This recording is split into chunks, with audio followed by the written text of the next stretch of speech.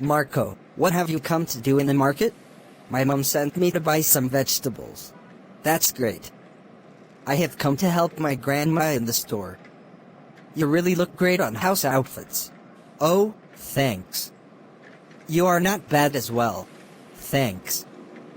Please can you tell me what semi-irregular verbs are? We have a debate in the evening. Yeah, sure.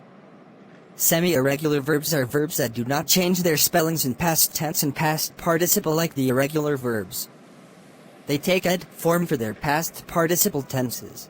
For example, we always sermon in the church. She always preaches sermon in the church. She was preaching sermon in the church. They preached sermon in the church.